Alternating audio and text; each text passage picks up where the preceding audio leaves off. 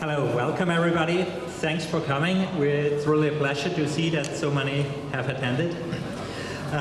The Barcelona Bitcoin community is proud to announce you Andreas Antonopoulos, the author of Mastering Bitcoin. Everybody who don't know this book and who want to learn something about Bitcoin, that's the Bible of Bitcoin. He's a network and security expert, developer, entrepreneur, co-host of Let's Talk Bitcoin, and probably the most wanted speaker for Bitcoin conferences. So we are very happy that he could come to Barcelona to our meetup here. Now I don't want to waste your time anymore and give the microphone to Thomas. Thank you, Manfred. Welcome, everyone. I'm going to be very short as well. Welcome to the Fab Barcelona, which is located at the Institute for Advanced Architecture of Catalonia. It's not by chance that Andreas is here. He's actually opening, I would say, it's the very first time that we're going to have a conference about Bitcoin at this institute that is looking into the future of architecture, the future of cities through the use of technology. Part of that is what we have a Fab Lab as a distributed manufacturing facility. So with that, I think that you're waiting for Andreas, and thank you for joining us. The stage is yours, the people is yours. Thank you. Thank you so much for having me here. It's been quite amazing. I'm doing a European tour, which involves visiting 7 different speaking events in 12 days. I'm a bit jet-lagged. And the title for each of these talks is Thoughts on the Future of Money, which basically means I didn't want to commit to a topic until the last minute because I have several different topics to talk about. So I gave myself some room to pick at the last moment based on the audience. And what I want to talk about today is about the concepts of neutrality, decentralization, and privacy, and what makes Bitcoin so special. Now, you'll hear me talk a lot about Bitcoin. But when I use the word Bitcoin, I'm not talking about the currency. I'm talking about a broader concept, which is the concept of completely decentralized, network-based, flat networks for providing trusted applications. And if you happen to have a completely decentralized flat network that can provide trust applications, the most logical first application is currency. But currency is just the first app. We are restructuring society by rebuilding institutions. And traditionally, institutions in this world have been hierarchical. This was an invention of industrialization, an 18th century concept to allow people to organize and communicate at larger scale. And it was very effective at breaking the monopolies of kings and feudal systems. And it's now run its course. Sometimes people ask me what my political positions are, and it's very difficult to explain, but one word captures it, I think. I'm a disruptarian. And what that means is that every 30 or 40 years, at least, things that have settled need to be disrupted. Because as they settle, power accumulates, they become centralized. And with centralized power, corruption happens. Now, this isn't a new concept. My ancestors, I come from Greece, figured out that corruption happens in systems of power. And absolute power produces absolute corruption, and there is no more absolute power than the power of a money. We live in a world where banking was a great liberator after the 15th century, an invention that moved finance from the realm of kings to the realm of everyday people. And that system liberated billions of people. and then it got concentrated, and it acquired power, and the power led to corruption. And what we're left with today is not a liberating system, and it's time to disrupt it. And Bitcoin is one of the things that will greatly disrupt centralization of power. Why is that? One of the things that interests me as a computer scientist working in distributed systems is the architecture of systems. Architecture is a great topic for this city. And the architecture of systems is what ultimately produces the outcomes. I've worked with a lot of bankers.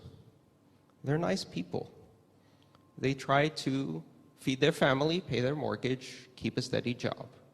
Among them, there are a few sociopaths who inevitably rise to the highest positions of power because sociopathy is an advantage in hierarchical systems. But most of the problems with traditional concentration of power and money has nothing to do with the people being evil. It has to do with the fact that these institutions, through their shape, through their architecture, produce outcomes that are not good. They produce outcomes that are not egalitarian.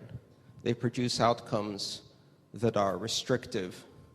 They start to express nativism, nationalism, tribalism, class structure. And all of these things make the world a smaller place. In fact, over the last 15 years, we've seen the internet become an enormous power for the decentralization of communications, and it has been a very liberating force. But if you look at economic inclusion and how banking works, we haven't expanded opportunity, we haven't expanded access. In fact, we're now regressing. Economic inclusion is reducing. And the reason it's reducing is because these isolated structures of finance, their very architecture raises walls. National borders, class structures, and differences in how your money and your commerce is treated. We live in a world that is increasingly global and interconnected. There's even an emergent global culture through the internet, and yet our financial systems are parochial, insular, and they're separated. If you look at it from a network perspective, there are systems of money for transmitting small amounts, and systems of money for transmitting large amounts, systems of money for consumer payments, systems of money for business-to-business payments, and all of these are separated geographically based on borders, legal jurisdictions, nation states. And so what this structure produces is separation. It means that as people, we are less and less free to transact with the rest of the world. Geopolitics is affecting finance in a great way because the combination of state and money produces toxic results. And we're about to disrupt all that. What Bitcoin's architecture gives us is a new way of organizing the world, exactly the same way that the internet flattened access to communication, made every system that connects to it an equal peer. If I have an IP address, my packets are treated no differently than the packets of anybody else on the network. For the most part, that gives voice to everyone. It gives everyone the power of the printing press on a global scale. And Bitcoin will do the same by giving everyone the power of banking on a global scale. Think of it like desktop banking, the way desktop printing, desktop publishing, and websites changed communications, desktop banking, individually controlled banking, with all of the power of the largest bank in the world. That's what creates disruption. Imagine a world where every person has the ability to not only execute transactions, but create complex financial systems and instruments without asking for anybody's permission. Simply by connecting to the network, they can start a new application. Centralized systems can't do that. In a centralized system, the further out you are, the less control you have. And the further in you go into the system and up the hierarchy, the more controlled, the more limited the access is. But not with Bitcoin. With systems like Bitcoin, every node on the network has equal access to all of the financial services. In a centralized system, if you want to build a new application, two things have to happen. First, you have to ask for permission. And then permission is only granted if that application can apply to very large populations and be profitable. On the internet or on Bitcoin, all that is needed to start an application is two nodes, two people, two systems. They can start communicating, construct their own protocols, their own systems, and that application with only two people using it is just as valid as every other application on the network. When you look at the internet, the fundamental misunderstanding is that people think that the power of the internet comes from the ability to transmit information fast. But the real power of the internet comes from net neutrality. And net neutrality is the concept that the internet does not discriminate based on source, destination, or content. Bitcoin is the first financial network that exhibits neutrality. When you do a Bitcoin transaction, the network doesn't care about the source, the destination, the amount, or what type of financial application it's supporting. Simply, did you pay a sufficient fee to use the network resources? And if you did, your application is valuable. We have an interesting conversation happening in Bitcoin right now. Perhaps some of you have heard the term spam transactions. Have you heard that? What is a spam transaction? What does it mean for a transaction to be spam? I think that term is meaningless. Because to decide which transactions are spam and which are not, you're making a top-down judgment. You are imposing in the architecture the choices of which applications are legitimate. To who? Legitimate to the end user? There's no such thing as a spam transaction, simply because if a transaction carries enough fee, that means that the sender of that transaction felt it was valuable enough to transmit, and therefore it is a legitimate transaction. This replaces the concept of controlling content by making decisions about what is good, what is bad, what is legitimate, what is illegitimate, what is a valuable application, what is not a valuable application, with a simple market mechanism. If your transactions are valuable and you paid essentially a tiny fee because of the democratization of finance, then your transaction is valuable and is not spam. Starting in the 1970s, we have seen the world begin to adopt digital currencies. When people call Bitcoin a digital currency, they're missing the point. The euro is a digital currency. The US dollar is a digital currency. Less than 8% of these currencies exists in physical form. The rest is bits on ledgers. But the fundamental difference is that these ledgers are controlled by centralized organizations, whereas in Bitcoin, they're not. You have a decentralized network, an open network. So Bitcoin isn't a digital currency. It's a cryptocurrency. It's a network-centric money. I really like the idea of a network-centric money. In fact, in my opinion, the word Bitcoin is a terrible name. It just sucks. I mean, if you're a designer, think about it for a second. Bits, which either means small, or it means the person who just said that is a geek, none of which is appealing to general population. And coin, a physical token of money used to describe the least physical form of money we've ever designed. If I could rename it, I'd rename it TrustNet, because that's what Bitcoin is.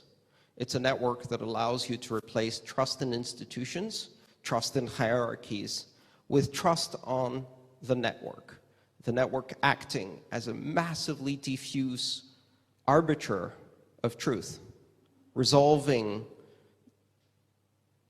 any disagreements about transactions and security in a way where no one has control.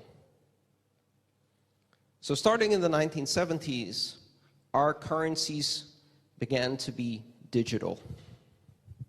But this is not the same digital as Bitcoin.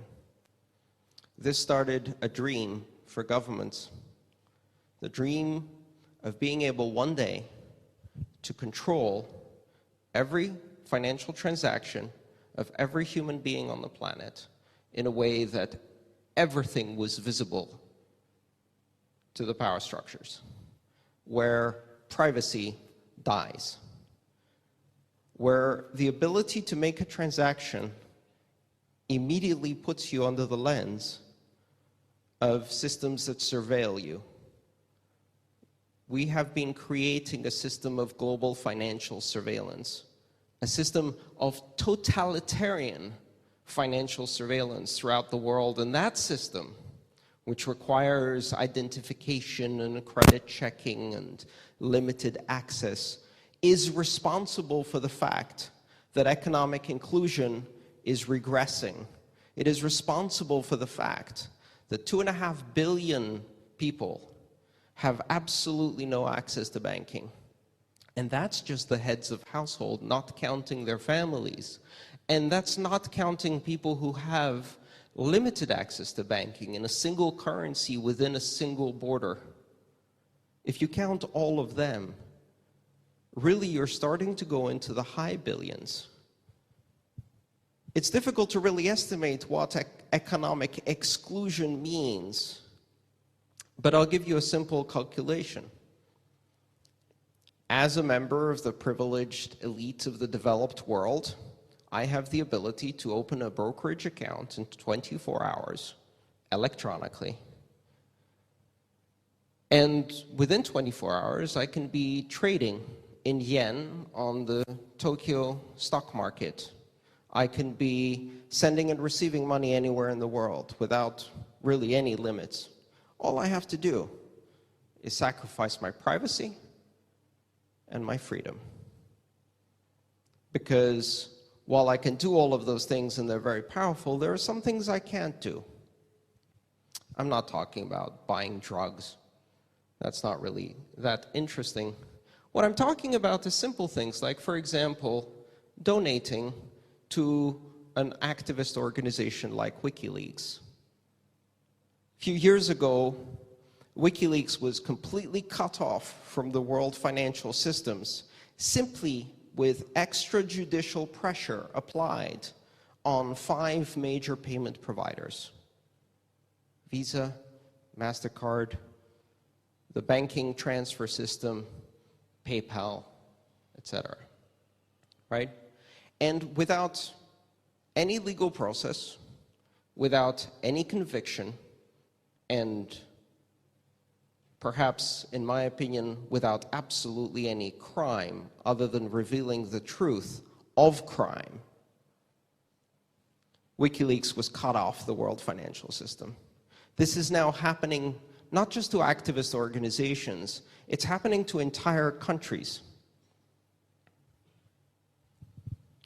And just like that, the dream of nation states to create a totalitarian financial systems that started in the 70s died on January 3rd, 2009, with the invention of Bitcoin and the mining of the Genesis block. Bitcoin is censorship resistant. You may have heard this term. You cannot control where money is transmitted in Bitcoin. It's not attached to identities or geography.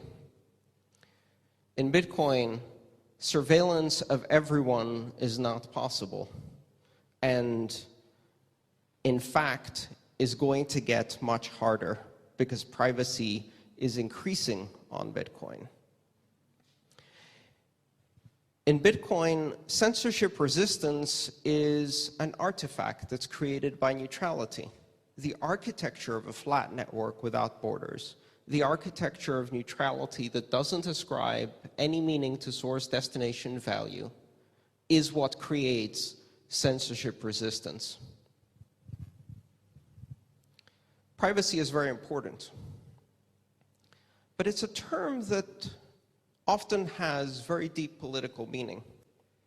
And I like to juxtapose it to another term, that of secrecy.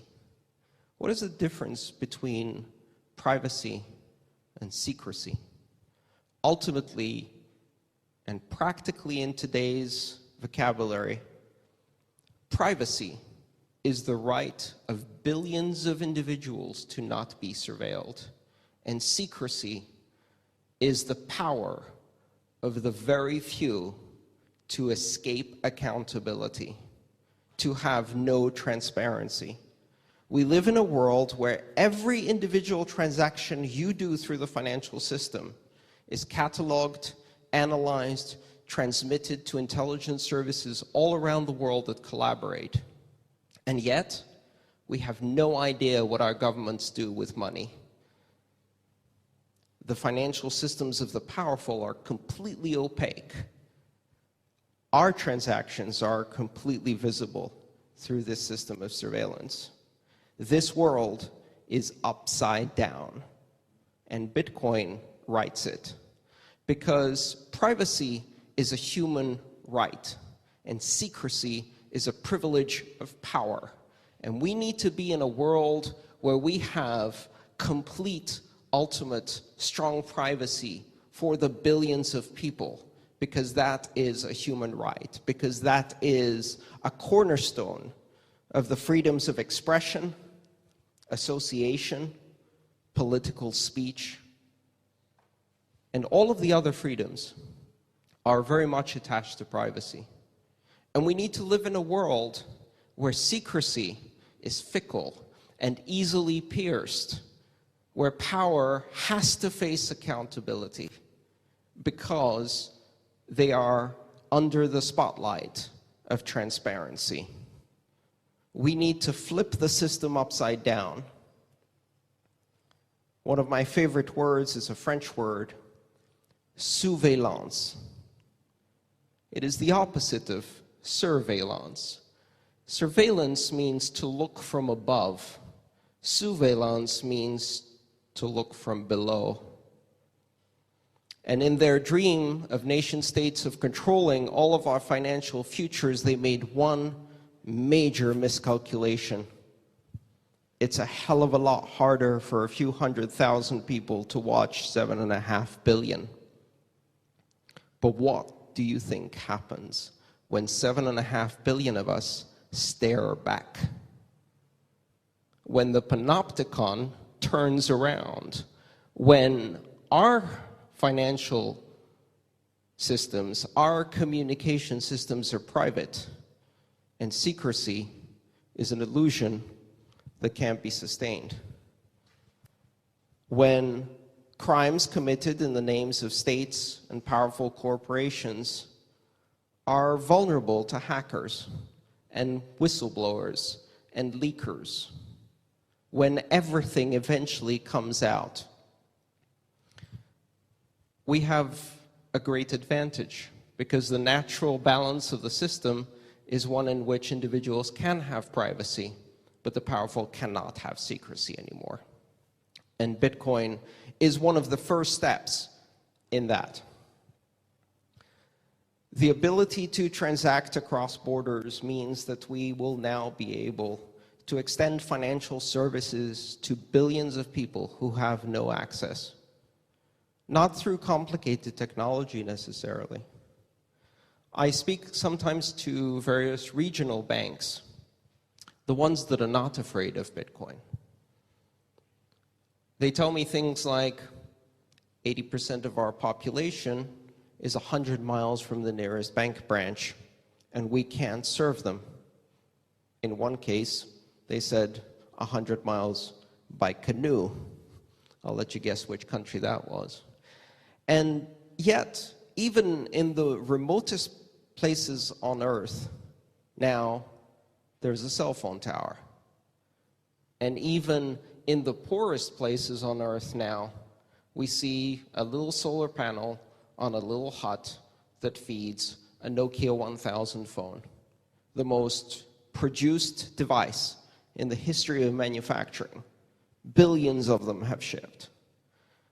And we can turn every one of those into not a bank account, but a bank.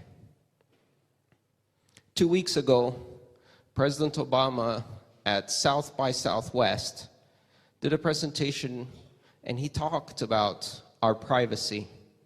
And he said, if we can't unlock the phones, that means that everyone has a Swiss bank account in their pocket.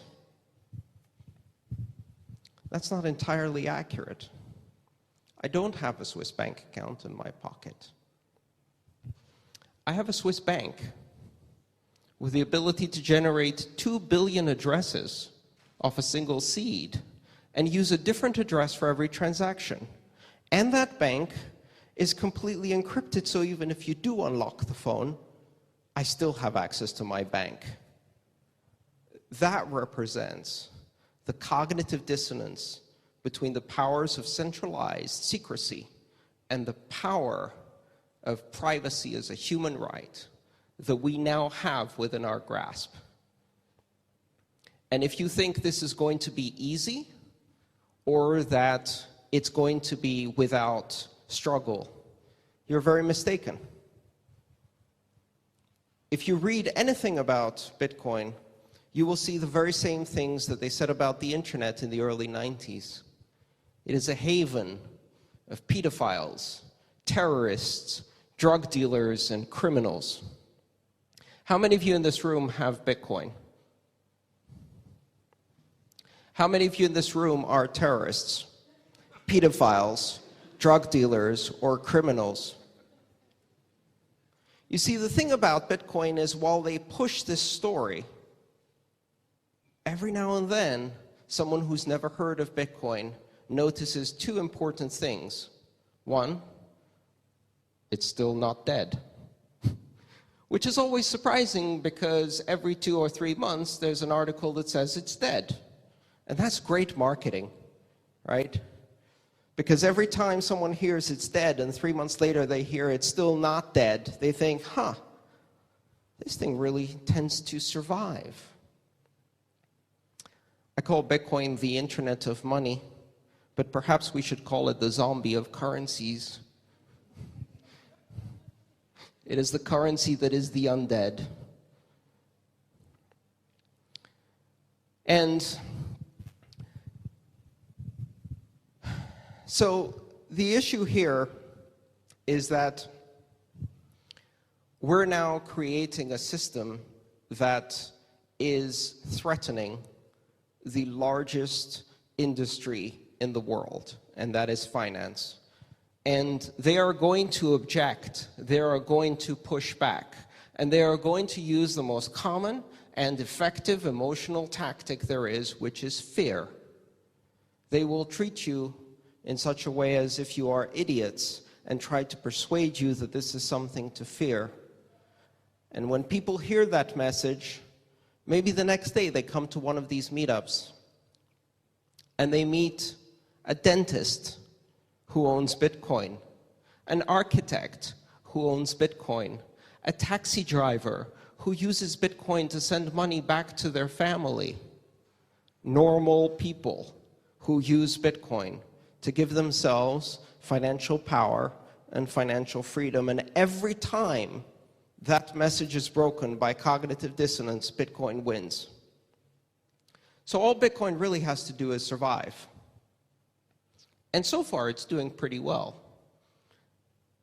And even if Bitcoin was attacked, there are 750 alternative currencies built on the same design, many of which are far stealthier, far more robust, at least at the scale they are now. And who knows? Bitcoin will get more robust, or something else will replace it. In fact, it's ironic because in the new network-centric world, currencies occupy evolutionary niches. They evolve like species based on the stimulus they have from their environment. Bitcoin is a dynamic system with software developers that can change it. So the question is, in which direction will Bitcoin evolve? Which environmental niche will it attempt to fit in? And how will that be affected by the actions of the powerful? Because here's one of the problems they have. If they attack Bitcoin, it evolves to defend itself against predators, just like any species. If they attack Bitcoin's anonymity, it evolves to become more anonymous. If they attack its resilience, it evolves to become more decentralized. In the end, despite all of the messages of fear, Bitcoin is the cuddly little bear of currencies, and you do not want to kick it. Because as an evolution, if you stomp on the little gecko, it will evolve until it's a Komodo dragon, and then you can't stomp on it. Sometimes people ask me, do you think governments will ban Bitcoin? Do you think they'll try to regulate it out of existence? Do you think they will attack it with denial of service attacks? And the answer is really simple, because in network-centric systems, systems that are dynamic and adaptable, systems that exhibit anti-fragility, attacks cause the system to adapt and evolve and become resistant. Think about this for just a second. I've been involved in the internet since 1989, and I remember very clearly in the early days when lots of articles were written about how the internet was not resilient, could not scale to do voice, was not secure. And I remember times when denial of service attacks would take down Yahoo, Alta Vista, and even Google for hours, sometimes days. So what happened between then and now? How many times have you seen Google go down in the last 5 years? And so the question is, have people stopped attacking Google? Oh, quite the opposite. Google can now sustain gigabits of denial of service anywhere in the world and dynamically reroute. And the same applies for all internet applications. The attacks didn't stop. The system became immune. Because like a human immune system, if you are exposed to a virus and it doesn't kill you, you evolve resistance. And the next time you're exposed to the virus, it does nothing to you. So will governments try to ban Bitcoin, regulate Bitcoin, attack Bitcoin? They already are. They have been, almost since the beginning. And Bitcoin keeps getting stronger. It's a system that is under constant denial of service attack, that is on the internet being attacked by hackers, by agents, by other systems 24 hours a day. In security, we have a really funny term, which is a honeypot, right? A honeypot is a system that is designed to attract hackers. Well, what bigger honeypot could you have than a financial network that has $6 billion on it? If you hack Bitcoin, there is a $6 billion reward for you finding a way to hack it. No one has collected that reward yet, and it's not because they haven't been trying. They've been trying nonstop. But systems like Bitcoin are resilient. So remember that what we're doing here is not a currency. It is a reworking of the societal systems of organization that have failed us. The 18th century system of hierarchies that does not scale to a global interconnected world is being replaced by network-centric flat architectures, whether that's the internet or any of the applications running on top of it, or Bitcoin itself. And currency is just the first app. When you have a network that can provide you with neutral trust, you can build myriads of applications on top, and you don't even have to ask for permission. Bitcoin is much more than currency. And when I say that Bitcoin is the internet of money, the emphasis is not on money. The emphasis is on internet. So welcome to the future of money. Thank you.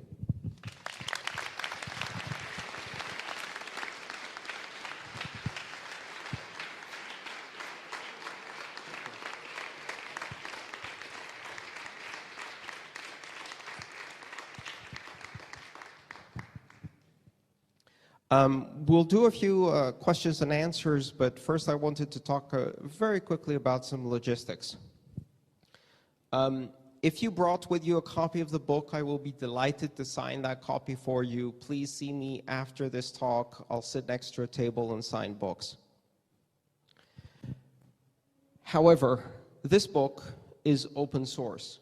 Everything I do is open source. And I use a very aptly named license called the Creative Commons, which couldn't be better expressed than in a place like FabLab, which is a Creative Commons. All of the work I do is free by attribution, share alike license, which means that anyone in the world can read my book, sell my book, share my book, translate it, mash it up, turn it into a course, a video, or a rap music song.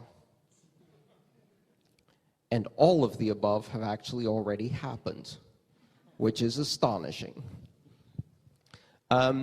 Starting about 8 months ago, we embarked on a project of great significance, which was the translation of Mastering Bitcoin as a resource for the community, for people around the world, developers around the world, from any nationality, to learn how to wield this tool of power and use it to build applications. Groups of volunteers, very often just a single volunteer with a desire to learn about Bitcoin by translating my book, have done me the honor of translating it into 12 languages so far. And all of those translations are available for free online. You can download this book in Spanish.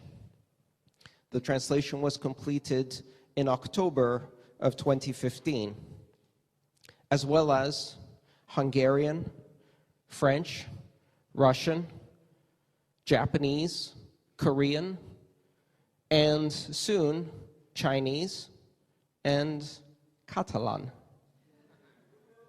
The Catalan translation is nearing 50%, and volunteers are working on it in order to bring this into the Catalan language. And so, for me, that is the most important thing that we need to consider with Bitcoin, which is this is the power of knowledge, and bringing that knowledge to as many people as possible is how we create success in changing the world. Now, I was just the first to write a book in this space, but all of you can also participate in sharing the knowledge of Bitcoin. this isn't my greatest contribution to the space. I think the simple act of discussing Bitcoin with every taxi driver I've ever met, with every person in the street I've ever met, with everyone I've shared a drink at a bar, and on the spot, within the first 10 minutes, helping them install a wallet, get a Bitcoin address, and giving them $1 or $2 in Bitcoin so they can try it for themselves. And that's something everyone in this room can do. Now, arguably, when I started, giving everyone $1 or $2 in Bitcoin meant giving them a Bitcoin. So I have now given away more Bitcoin than I will ever earn in my life. And I continue to do it to this day. And I invite all of you to look at this as a community.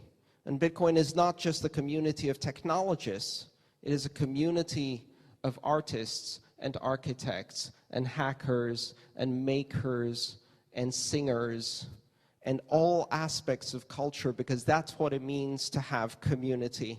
And again, I think nothing could express that better than our current location at Fab Lab. So thank you very much. We'll take some questions now. Hi, Andreas. Hello. Hello. As a potentially comparable technology, but non-blockchain, so a decentralized internet, do you have any thoughts about Made Safe and the Safe Network? You know, I think, so for those of you who don't know, Made Safe is a system that's designed to create peer-to-peer cloud computing. The idea being that resources that you have on your computer, disk, computing, networking capabilities, can be shared. And while sharing is something that we may be naturally inclined to do, there are quite a few barriers, and the idea being that if you create a system of incentives in the form of a currency for sharing disk space on your laptop or computing or other resources, then we will encourage more sharing. And the interesting thing is that you don't encourage sharing because people profit from it, but because the ability for me to share disk and earn currency then gives me the ability to buy disk, computing, and networking resources from others in a way that creates this sharing economy. I think some of the first applications we're going to see are going to be related to personal computing and personal clouds. So I think it's a very interesting experiment. I have no idea if it will work. And I certainly don't advise in treating Bitcoin or any of the other systems that are evolving around them as speculative investments unless you really know what you're doing, because we are so early stage in this technology. The one characteristic we all share across the entire industry is crazy volatility, right? And so if you treat it as an investment, you'd better have very great courage or a lot of money. You know, as they say, what's the best way to what's the best way to gain $1 million? Start with $2 million and trade like crazy. And that's how speculative investment works. So yes, very interested in the technology, very interested in the projects. We'll see how it goes. Yes? Thank you, Andreas, for coming over. And I really like your speech and all your conference that you do. I really would like to ask about the power of mining centralization in, let's say, a couple of countries. What do you think? And although Bitcoin looks like anti-fragile, how do you foresee that we are going to pass or go through that mining centralization power? That's a very, very good question. So for those of you who are technically minded or have been following the Bitcoin space, one of the characteristics of Bitcoin from the first white paper by Satoshi Nakamoto was the idea that Bitcoin decentralizes power by giving one CPU, one vote. The idea being that by contributing processing power to the network, you become part of the decision-making process. Something interesting happened, though, because the incentives, once it started taking off, was so powerful that people started investing in more complicated computing. And soon, it wasn't CPUs, but GPUs, graphical processing units, that were used to mine Bitcoin. And that represented a 100 times improvement in the ability to mine. Think of it as one GPU, 100 votes. And very soon, from GPUs, we went to FPGAs, field programmable gate arrays, which are systems of silicon where you can encode an algorithm and run it really fast. And then we went to ASICs, application-specific integrated circuits, which are basically mining chips designed to do nothing but mining. In each one of these steps, we saw somewhere between 100 and 10,000-fold increase in performance over the previous generation. And that is the primary reason why it caused enormous centralization in mining. However, that game is now over. If you were a miner who migrated to ASICs, then migrating to a system that was printed with a silicon fabrication system at 24 nanometers gave you an advantage of 10,000 times over the previous generation. And you could buy those chips by making a very big order with a semiconductor factory, which means that only very few could put up the necessary capital. And if you could then take that down to 22 nanometers using a more specialized silicon fabrication system, you could get another massive improvement. So we saw mining hardware evolving every 3 to 6 months. Literally, if you set up a warehouse full of mining equipment, it had a shelf life of less than 6 months. In 6 months, it went from the most powerful, most profitable system of mining to being unprofitable for the level of electricity it consumed. And so that created even more centralization, because now the ability to put down more capital every 3 to 6 months to get rapid delivery, to be closely connected to silicon fabrication, centralized mining. And it centralized mining a lot in China, primarily because that's where the silicon fabrication is, and there's also some great opportunities for cheap energy. I don't think that was the vision of Satoshi.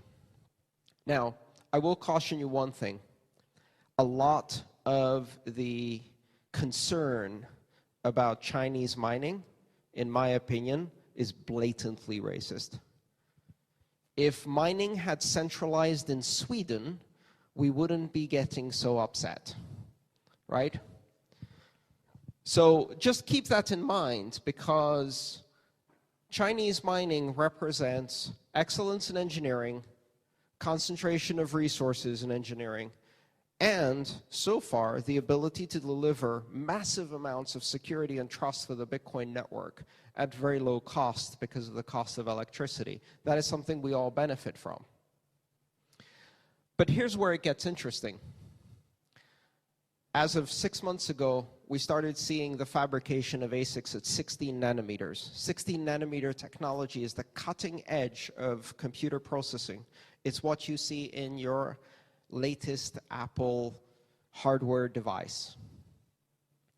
And the exponential growth of performance now hits a wall, because there is nothing better than 16 nanometer technology. In computer terms, we have this law called Moore's Law. And Moore's Law, posited by Gordon Moore, the founder of Intel in the 70s, is the idea that every 2 years, approximately, computer capacity doubles. And we've been running ahead of Moore's Law, and in fact, it's been doubling in less than 18 months. That sounds really fast, doesn't it? Unless, of course, you've spent the last 5 years doing 1,000 times faster every 6 months, and suddenly you're down to twice as fast in 2 years. That's a wall of performance. That means that once you put those 16 nanometer things on the shelf, they're going to sit there for 2 years, and you don't have the ability to upgrade them. And that now means that the advantage shifts from the economic power of those connected to silicon fabrication to the ability to deliver these devices as consumer devices. Because with the centralization of mining comes one big disadvantage. If you have 1,000 terahashes in a warehouse, what happens when the warehouse burns down? What happens when you lose electricity to the warehouse? What happens when you lose cooling to the warehouse? What happens when you have a problem with your investors? The centralization now makes you vulnerable to losing everything. Compare that to the possibility of having a mining chip that's part of a toaster or a water heater that's plugged into your kitchen wall. Well, if you have, instead of one system that produces 1,000 terahashes, you have 1,000,000 systems producing 1/1,000,000th of that, they're less vulnerable to disruption, because if the power goes out in a whole city, it only affects a small percentage of the devices out there. And it may be unprofitable for now for us in the developing world, but in some places in the world, it's going to become profitable to mine on the latest chips using solar energy and hydroelectric power and renewable sources that are less expensive. Which means that, in my opinion, mining centralization reached its peak in 2015.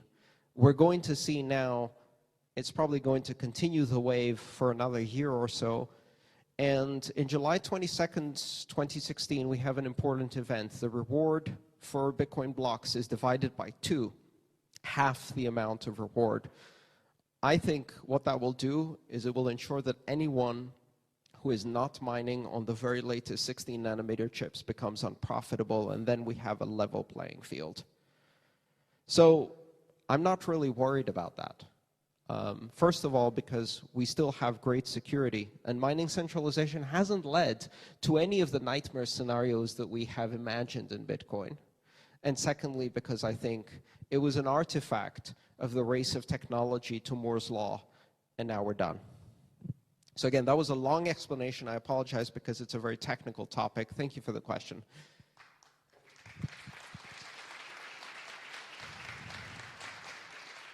Hey. So we have a question from internet, from people online. We have 90 friends online. And Cisco from the Netherlands asked, will mass adoption happen this year or any soon? This is his question. Well, that's an easy question. Will mass adoption of Bitcoin happen soon or this year? No. That was easy. Do you want me to elaborate? I'll elaborate a bit on that, right? First of all, we have to recognize reality, right? Bitcoin today is a technologically advanced system that is pursued by those who have literacy, numeracy, capital, and freedom. And that means that it is highly concentrated. It's not only concentrated primarily in the developing world, but it has a very problematic demographic, which is it's all white men, or at least 95%.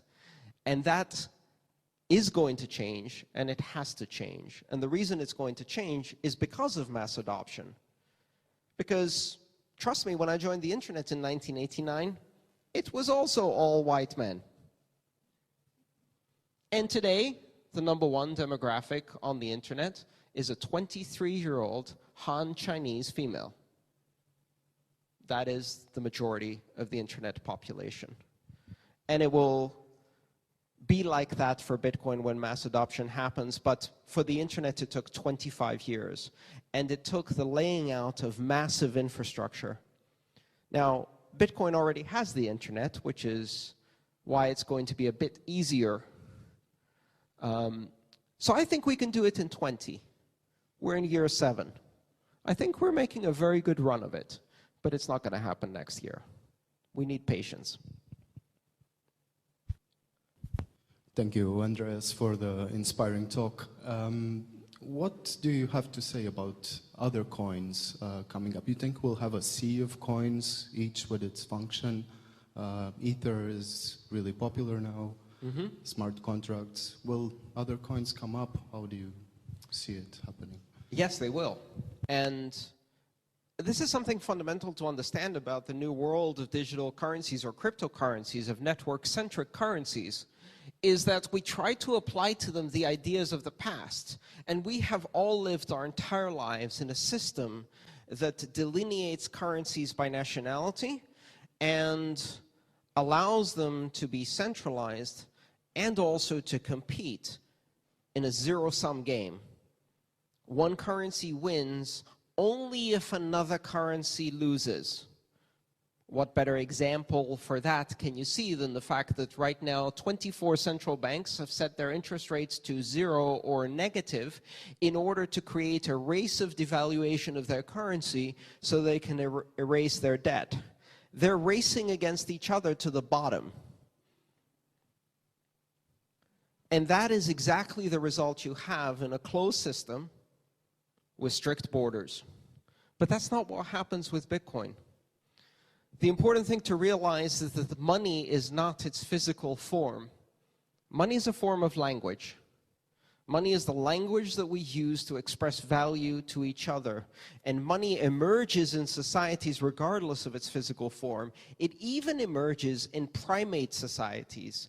You can teach monkeys how to use money. And they will adopt it and teach it to their offspring. And they will also invent new financial things like prostitution and robbery. You beat the other monkey, you take its pebbles, and you get bananas. Money emerges among kindergarten children, even if they don't understand money. They trade tokens of money, colored blocks, rubber bands, Pokemon cards. It doesn't matter. Why? Because money is a lubricant for social interaction. If you have a language with which you express value, you can also express appreciation and belonging and lubricate the social connections. And if you look at money as a language, then we need to rethink this idea that this is a competition for who becomes the one global winner. English is a very popular language. Did you all stop learning your local language because of that? Or did you learn 2 and 3 and 4? In the world, we have thousands of languages. And though we may see some power in some of the major languages, people can adapt in a way that they can use multiple languages. And the language connects them to their culture. And so when money becomes a language, as Bitcoin has, the idea that it will be replaced or that we're looking to see which one is going to be the winner is as ridiculous as asking if English or Spanish will become the one global language, or Mandarin. The bottom line is that we will have thousands of coins, and then we will have tens of thousands of coins, and most of them will have no economic value, but they will have cultural significance. They will have value of loyalty. They will be representing fans or creative appreciation. And some of them will be very large and have economic value. If you have a system like that, what emerges, and that what we see in statistics and mathematics again and again, is a power law or Pareto distribution. Just like you have 20 languages that are the world's most popular, but then you have a long tail of thousands of languages behind them. 20 artists who are some of the world's most popular, and hundreds of thousands of artists behind them. And currencies will evolve in that way. We may have 20 currencies that have major economic value and fit in specific niches: smart contracts, micropayments, cross-border transactions, solid reserve, etc. And then we will have tens of thousands in what is called the long tail. So one of the things we have to do is get rid of old thinking when it comes to looking at this medium. We don't yet understand exactly how it's going to be evolved, and there's a very simple reason for that. We've never done this before. This is the first time in history that we've seen this emergent phenomenon happen, and you are sitting on the front rows of history. So, yes, Ether, made safe, bring it on.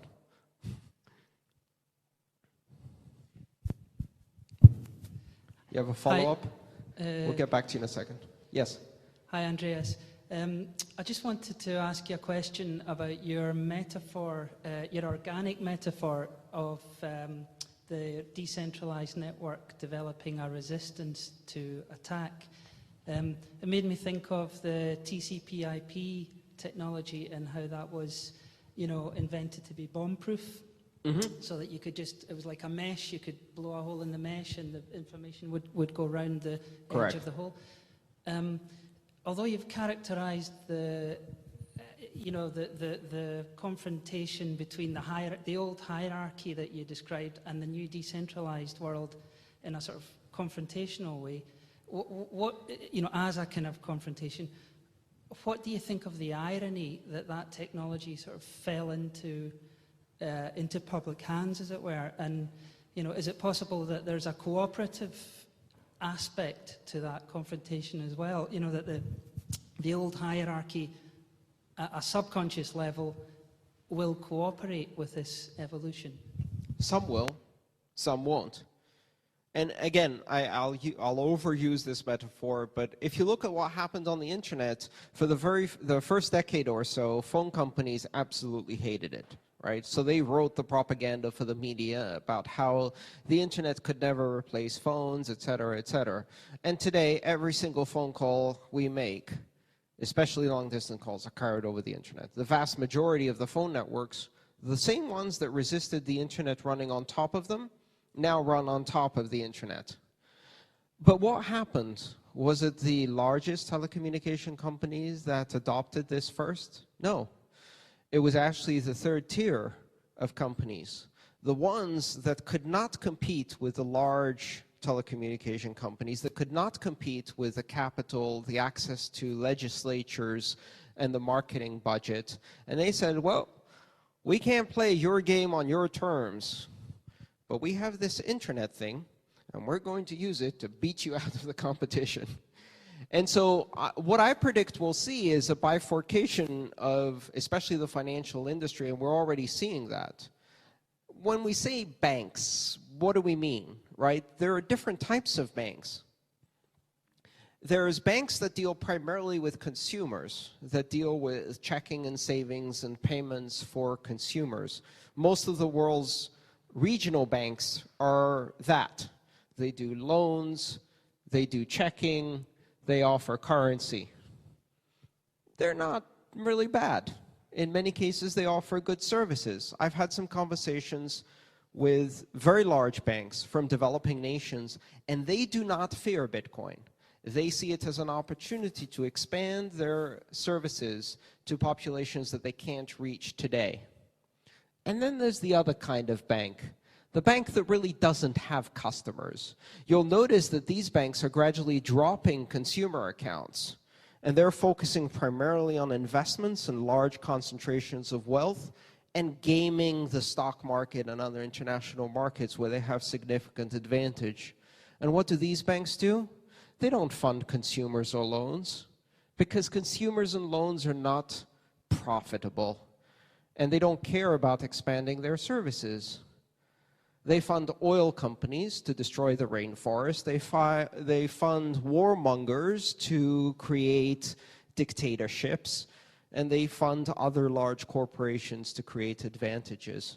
So those banks are going to have a problem with Bitcoin. In fact, they do, and you can see it in the way they speak about Bitcoin. To them, this is inconceivable. They are now going through what I call the 5 stages of grief. They started with denial. Bitcoin. Go play, you little hackers. Then they noticed it wasn't going away. So they started getting angry. Oh, Bitcoin. Criminals, pedophiles, terrorists. The world will end if we allow normal people to control their own money. Next comes bargaining. Hey, we don't like Bitcoin, but blockchain. So that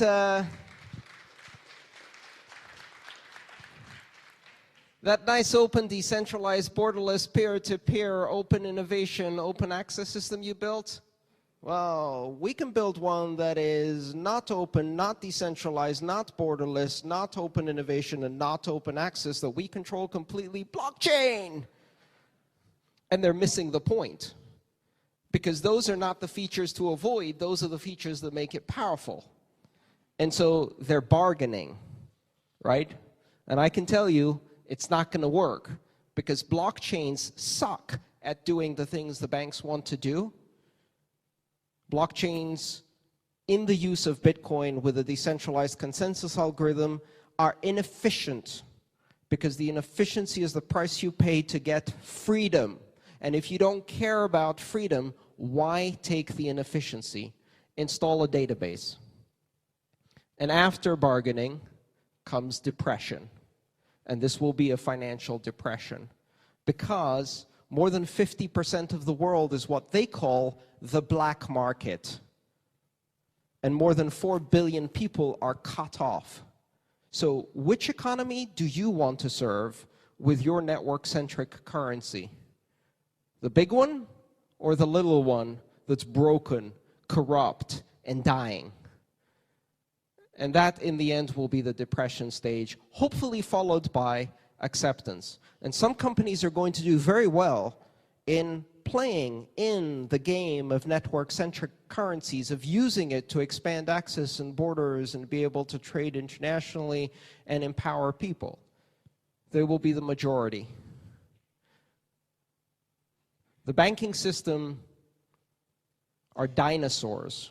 They operate on 70s technology. And you know, the dinosaurs have enormous contempt and disdain for the little furry mammals that are running around their ankles. And they spend some time squashing these little mammals that are insignificant. But there's a meteor in the sky. And once the dust settles, the mammals, we win. So this is a confrontational system, but not because we are confronting anyone. It's because we are creating opportunities that some do not want to see. When you reveal the truth at a time of universal lies, that is a revolutionary act. And the revolution in it is not what you say, it is the fact that you go against the lies. Bitcoin is doing that on a global scale today, and many of the other technologies that go with that. I don't look for confrontation, I look for inspiration and positive energy that we can create as community. The banks are really irrelevant in this conversation. All right, let's take maybe one or two more questions. Very good. Yes? I just would like to ask you about the scalability of Bitcoin. What options has Bitcoin right now, and what are the advantages and disadvantages of each of the options that are, and what's your opinion that which of those options should the community adopt? Oh, that's a very good question. Also a very easy one to answer. All of them. I did a talk in Prague, which has been videotaped and will be videotaped. I'm over 40. Ignore that. Recorded. There we go. Which is being recorded and will be broadcast soon. Its topic, the entire presentation was about scalability, and why scalability is something that doesn't get solved, it just gets pushed further out as we scale to different types of applications. And so the question, what are we going to do? Are we going to do segregated witness, or raise the block limit, or invertible Bloom lookup tables, or thin blocks, or replace by fee, or et cetera, et cetera? The answer is really simple. All of them. And then we will run into new scalability problems, because the moment we create space with these capacity improvements, people will look at that space and think, hey, I can do something I couldn't do before. And then that space will be gone. And that story repeats.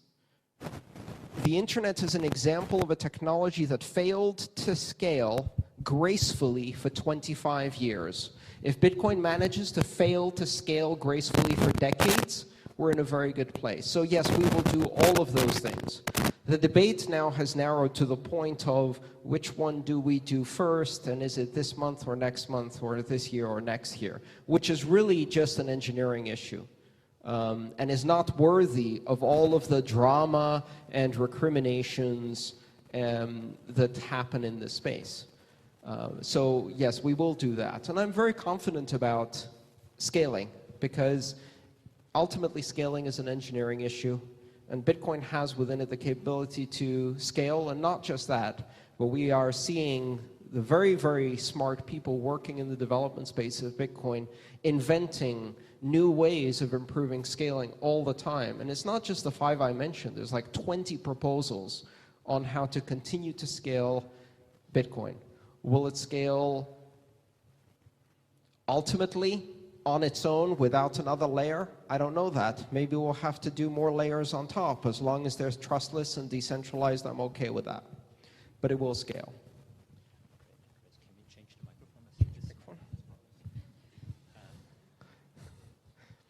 Maybe I think there's 1 or 2 questions more, right? Yes. Maybe we take 1 question from the live stream. Let's do one more question from the network. Maybe here the last question from the audience. Hi, Andreas. Pick one from the live stream, please, and we'll do that next. Thank you. I would like to know if you forecast a moment when there will be a passage between fiat currency and cryptocurrency in the world, that it's so fast that will be bloods and revolution, or will be smooth, these passages between the 2 different systems? That's a great question. History doesn't do smooth. History does punctuated equilibrium, spurts of innovation, disruption, and chaos, followed by centuries of plateau, followed by spurts of innovation. I think it was Nicolas Negroponte from the MIT Media Club who said, "The future is here today. It's just distributed unevenly." The passage from fiat to digital currencies or cryptocurrencies won't happen everywhere. It will happen in the places where the price of remaining with a currency is to lose the generational wealth of your children, where the penalty of pushing against your government is violence, and this gives you a mechanism to opt out, where your government has taken you hostage together with the rest of the population in an economically disruptive spiral. And I don't know what will happen, but I think in 10 or 15 years, we will see moments where governments will try to take their populations hostage, and very large numbers of that population will go, I don't think so. Argentina, Cyprus, Greece, Spain, and many other countries have faced currency challenges and economic depression because of currency challenges. There's enormous interest in Bitcoin in Argentina, for example, and now in Venezuela, where they just arrested 2 miners to make an example of them after flooding the media with stories about how Bitcoin is for terrorists, criminals, pedophiles, drug dealers. But the problem is that that message doesn't change the fact that Bitcoin doesn't have 550% inflation. And when you're faced with that balance, sometimes you say, well, I'm going to get out. Now, today, a tiny, tiny portion of the population has the means, the education, the technical infrastructure, skills, and capital to escape that trap. But one day it will be a big chunk of the population, and then things will happen very, very rapidly. Yeah, we will see that. I hope in my lifetime. Yeah. We have a question from Dord. He makes several times this question. He wants to know your opinion about centralized systems on Bitcoin network, requiring personal data for usage and thoughts of future of that. Yeah, I think most of my talk was about this, but I'll focus just on the revealing personal data part of it. Because the revealing personal data is not simply a matter of a totalitarian financial surveillance system. It's also a market economy. We already have a system for micropayments on the internet. If you want to buy any content that effectively is priced less than $5, the price you pay is a micro violation of your privacy. That is the micropayment system we have on the internet. You give your data to be consumed, analyzed, statistically correlated, so that the messaging you receive is narrower and narrower and narrower, more and more conforming to the image of what Facebook thinks you want to hear, to what Amazon thinks you want to buy, etc. We pay micropayments through micro violations of privacy. Our private data is the price of entry into the microeconomy. And we can do much better than that, because as we develop micropayments on top of network-centric currencies, we can instead pay with currency while retaining all of our privacy. Bitcoin doesn't require you to identify yourself. And that is not a bug, that is a feature. In fact, Bitcoin makes it very difficult to overlay identity on top of it the way the blockchains the banks want to build are, because that's not secure. When you concentrate personally identifiable information, you get hacked. We have not yet found a way to secure data. Nobody can secure data. Citibank can't secure data. The large internet retailers can't secure data. The NSA can't keep its data in-house. The idea that some Bitcoin startup is going to start doing know your customer identification and anti-money laundering, collecting all the privately identifiable information, that is both ridiculous and disastrous, because what will happen is that information will leak and you will lose your privacy once again. So Bitcoin does not do identity because that's part of the design, and it's actually a very powerful part of the design, because it's the foundation of us having privacy. Anonymity is just another word for a human right. Great. Thank you very much for everything today.